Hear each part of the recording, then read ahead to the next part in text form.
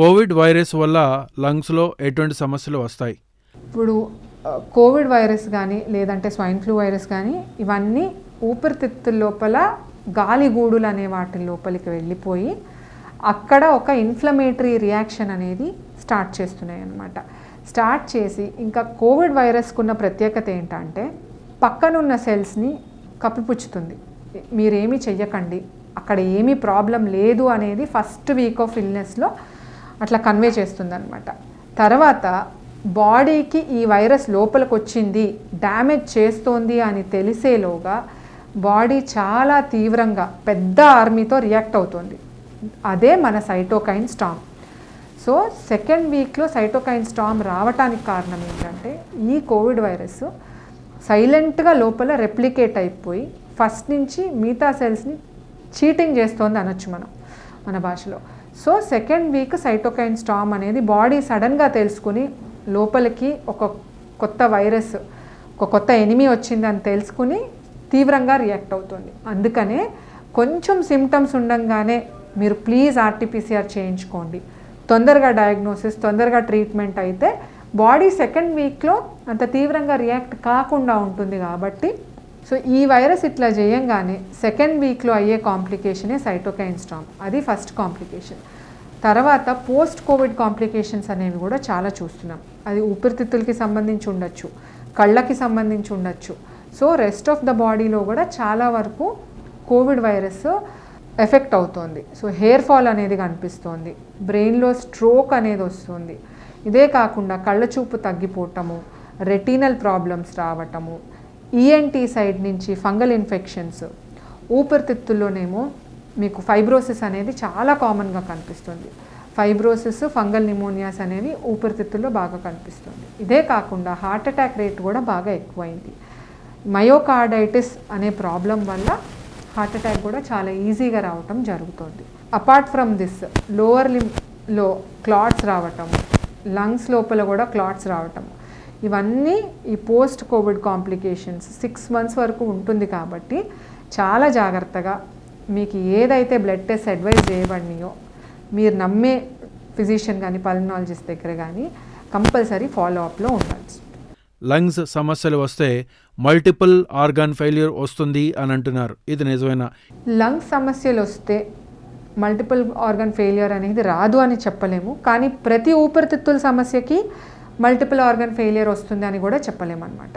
So ఊపిరితిత్తుల్లో ఏ సమస్య అయితే ఎంత తీవ్రంగా ఉన్నది అనేది మనం తెలుసుకుని దాని ప్రకారం ప్రెడిక్ట్ చేయగలుగుతాము. మల్టీ ఆర్గాన్ డిస్ఫంక్షన్, ఇప్పుడు ఊపిరితిత్తులు ఫెయిల్ అయిపోయి వెంటిలేటర్ మీద పెట్టాల్సిన అవసరం వచ్చి ఆ తర్వాత మల్టీ ఆర్గాన్ డిస్ఫంక్షన్ సిండ్రోమ్లోకి వెళ్ళే ఛాన్సెస్ ఉంటాయి.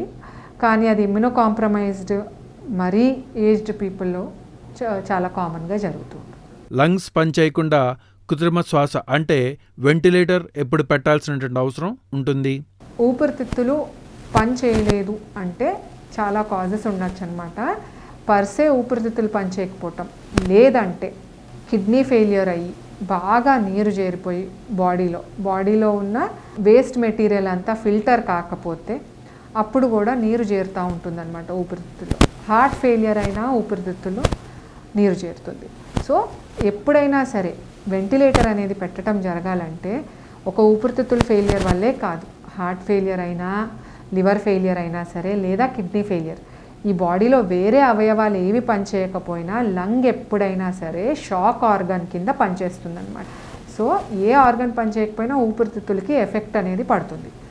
అట్లాంటప్పుడు మన సైడ్ నుంచి సపోర్ట్, డాక్టర్ సైడ్ నుంచి సపోర్ట్ ఇవ్వాల్సి వచ్చినప్పుడు వెంటిలేటర్ అనేది పెట్టి వేరే ఆర్గన్స్ని అయినంత వరకు రిపేర్ చేసి ఊపిరితిత్తుల మీద ప్రెషర్ తీసేసినట్టయితే వెంటిలేటర్ అనేది పనికొస్తుంది. ఊపిరితిత్తుల్లో ఈ మధ్య కాలంలో ఎస్పెషలీ బ్లడ్ వెజల్స్ లోపల క్లాటింగ్ అనేది కనిపిస్తుంది.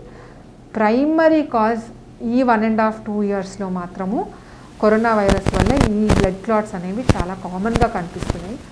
సస్పెక్ట్ చేస్తే తప్ప మనకి బ్లడ్ క్లాట్స్ ఉన్నాయి అనేది తెలియదు. సస్పెక్ట్ చేసి కరెక్ట్ బ్లడ్ టెస్ట్ చేసి కరెక్ట్ ఇమేజింగ్ టెక్నిక్స్ చేస్తేనే ఈ బ్లడ్ క్లాట్స్ ఉన్నట్టు తెలుస్తాయి.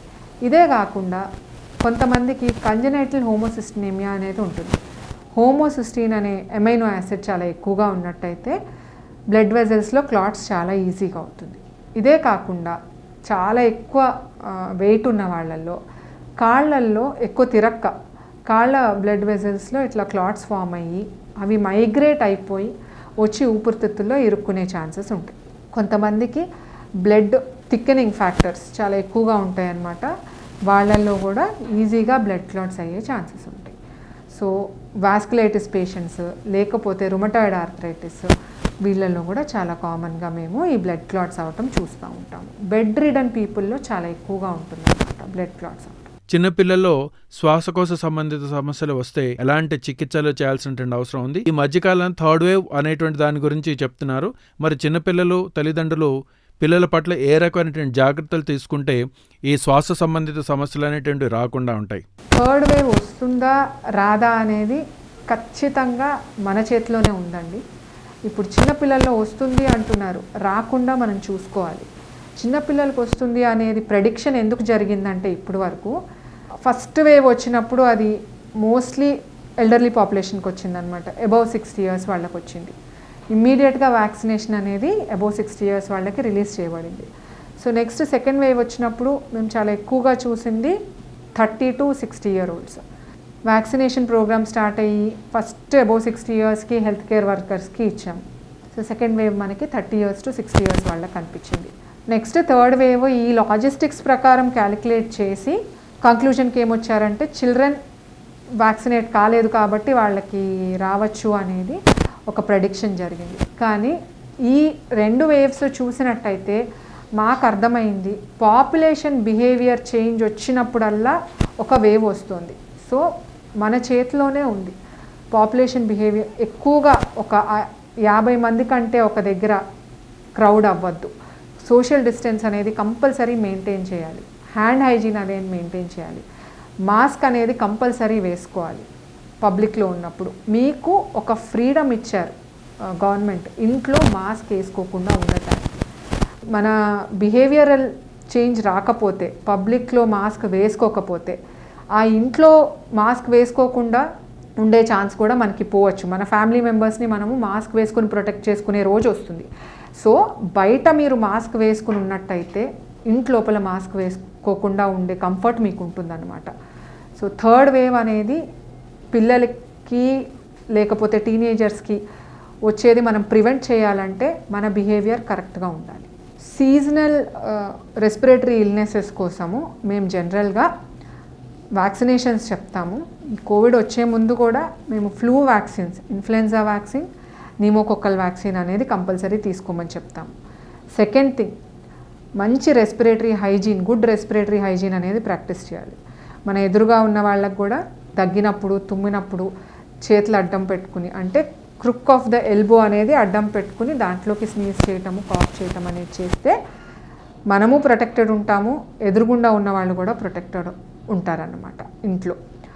So apart from this good healthy diet అనేది తీసుకోవాలి. High protein diet, minerals vitamins బాగా ఎక్కువ ఉండే ఫ్రెష్ ఫ్రూట్స్ అండ్ వెజిటబుల్స్ బాగా ఎక్కువగా తీసుకోవాలి. అపార్ట్ ఫ్రమ్ దట్ ఎక్సర్సైజ్ అనేది, రెస్పిరేటరీ ఎక్సర్సైజెస్ అంటే బ్రీదింగ్ ఎక్సర్సైజెస్ ఎక్కువగా చేసుకుంటూ, సీజనల్ ఇన్ఫెక్షన్స్ బాగా ఎక్కువ వచ్చేవాళ్ళు రెస్పిరేటరీ ఎక్సర్సైజెస్ బాగా ఎక్కువగా చేసినట్టయితే రెస్పిరేటరీ మజిల్స్ చాలా స్ట్రాంగ్గా ఉండి వాళ్ళకి ఏదొచ్చినా సరే తట్టుకునే శక్తి కూడా ఉంటుందన్నమాట. సో ఎక్సర్సైజ్ అనేది కూడా చాలా ఇంపార్టెంట్. ఎర్లీ మార్నింగ్ పెద్దవాళ్ళు అయితే ఎర్లీ మార్నింగ్ వాక్స్కి వెళ్తూ ఈ డ్రై ఫ్రూట్స్ ఏదైతే హై ప్రోటీన్ డ్రై ఫ్రూట్స్ ఉంటాయో బాదాం లాంటివి తీసుకున్నట్టయితే చాలా ఈజీగా సీజనల్ ఫ్లూ అనేది హ్యాండిల్ చేసుకోగలుగుతాం.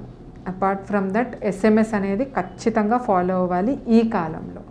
సో ఇవి నేను చెప్పదలుచుకుంటున్న ప్రికాషన్స్.